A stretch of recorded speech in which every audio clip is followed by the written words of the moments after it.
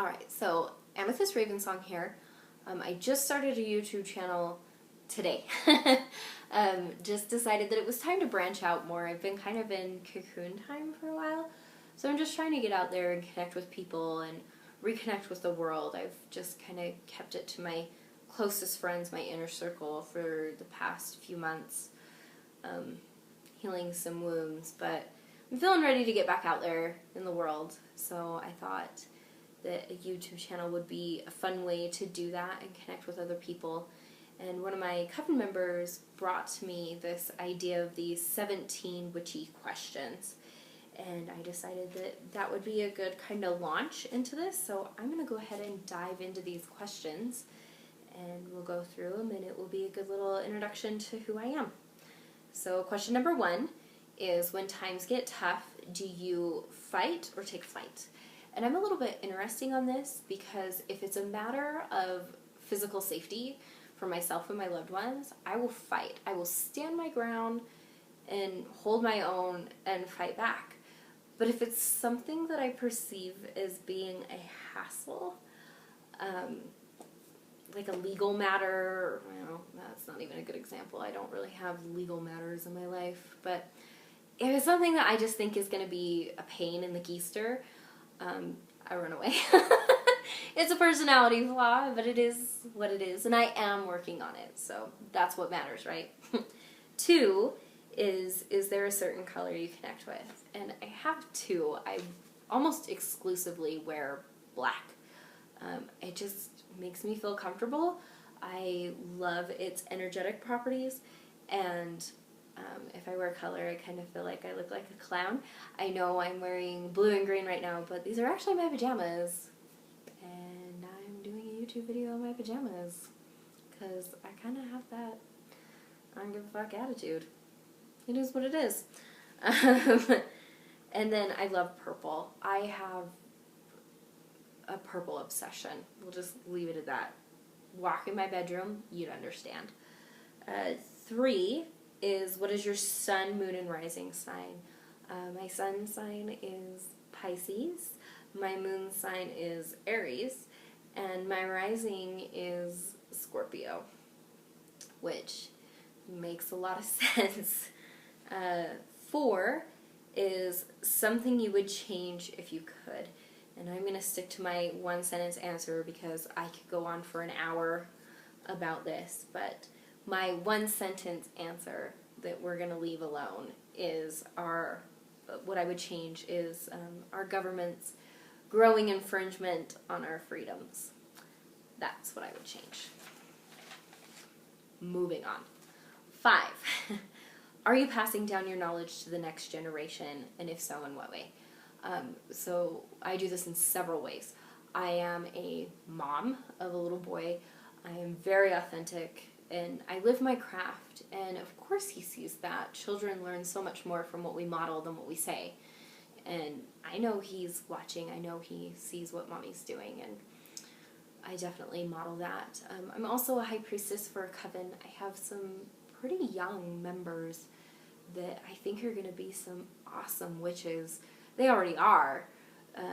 I'm so excited to see where their journey takes them, though. There's a lot of potential and power there, and I foster it in every single way that I possibly can. And then I also am writing books and courses on eclectic witchcraft, shadow work, self-awareness, self-love, just subjects that I want to see more information about in the world, and so I'm doing it. So those are my ways that I am passing down my craft. 6 is, do you have any ancestors, connections, who's coming through? And I live in Utah, which is predominantly Mormon, and most of us who live here, our families came from other countries where they converted and then came to America and came to Utah. And my great-great-grandmother, Karen Latimer, is definitely with me.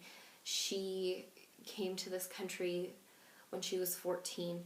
Her parents died coming to America. She had 2 younger siblings, And like the bona fide badass she is, she loaded up that wagon and she brought her younger siblings across the plains. No fear. And she is definitely with me for that reason. I think she sees some of that strength that she has mirrored in me. She does not agree with my life choices, though. The Mormon mentality is very conservative, and she still has some of that. It's interesting that she's held on to that in death, but she has. But she's still with me. She still is very much with me. 7. Do you prefer to do magic by yourself or with others? I almost felt a little guilty at my answer because I am a high priestess and I do have a coven, and managing group magic, it takes a lot of energy and a lot of concentration. So I do prefer working alone just because it's a lot simpler. I do love what we do in our coven work, but it's a lot less complicated on your own. So I do prefer that. It's a lot easier and more comfortable. 8. Do you feel there is only one type of meditation?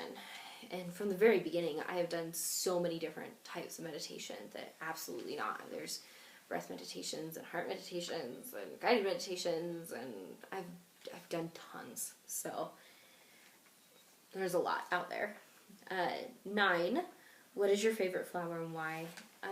My favorite flower is bleeding hearts. They're beautiful, but I really love the way that they help soothe the psyche. They've helped me. I grow them. I use them. And I use them in the people that I help as well with the shadow counseling and getting them through rough times. So they're a great one to utilize and have. 10. Have you tried a new form of divination this year? And I have. I picked up the pendulum and gave that a shot. I had to back away though because my personal energy is very strong and I felt like it was influencing answers. So I put the pendulum down and moved on from that. I also revisited tarot, and tarot still doesn't like me. It just gives me garbled, weird messages, and so I went back to my oracle cards. They seem to like me just fine, and our relationship works very well. 11. What is your favorite way to connect with the elements? And that is immersion for me. I will swim in lakes and roll in the dirt and stand in the wind and let it whip my hair all about. And I've even walked across burning hot coals in my bare feet and mastered fire that way. So I just get out there and I get in it. 12. Tea or coffee? Totally tea. I have to sweeten coffee up a lot to make it palatable for me. And if you have to dump a bunch of sugar and milk in it, it probably really isn't for you. So coffee is a rarity for me. 13. Do you come from a witchy family or feel like it's in your bloodline? None of my family members would identify as witches. I definitely see a lot of spiritual gifts in our bloodline. My great-grandmother had premonitions, and she read tea leaves, and was just an overall eccentric, wonderful person from all the stories I've heard. And then her husband was struck by lightning 3 times in his lifetime and lived many years after that. Like, you can't tell me that that isn't a magical power. Holy crap, that's crazy to me. And he is a legend in that small town. If I go there and say, oh yeah, I'm the great-granddaughter of Pop Latimer, I have all these old-timers telling me awesome stories, so it's pretty cool. And then my dad sees spirits. He doesn't like us to talk about it, but I see them too. It's something I got from him, and we've had several terrifying shared experiences, and we have different attitudes about it, but it's definitely something I inherited from him.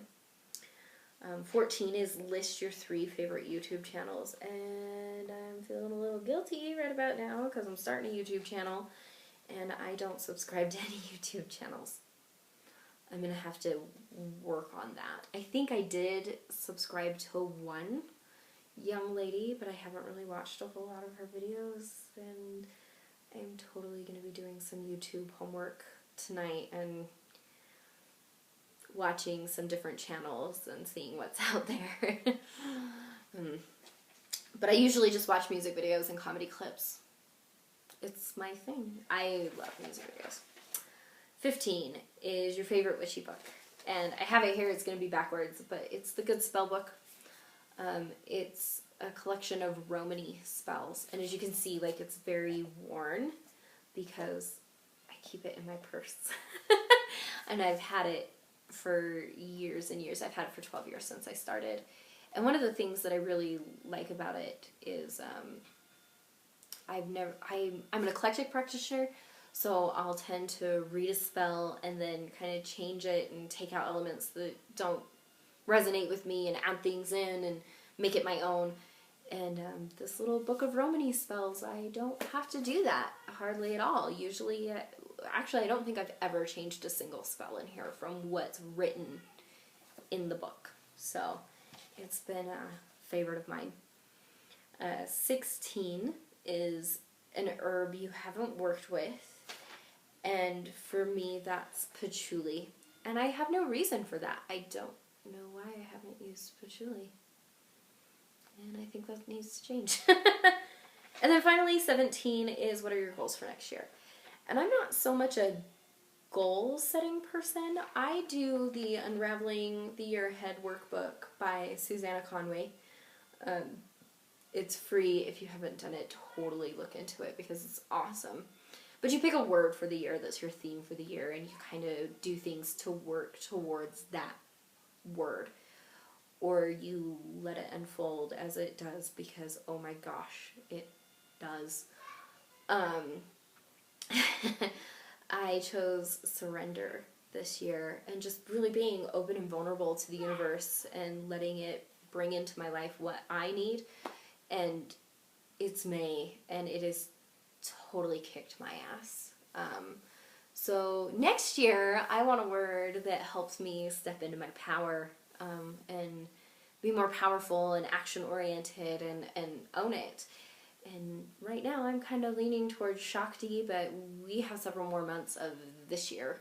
So we'll see where I'm at in December when it's time to wrap up this year and look at the next. So there's my 17 witchy questions. I hope that y'all feel like that was a good introduction to who I am and what I'm about. And there will definitely be more videos coming down the line later this week for sure. I have some ideas that I think are going to be really fun, so be on the lookout for those, and I look forward to seeing you more on YouTube.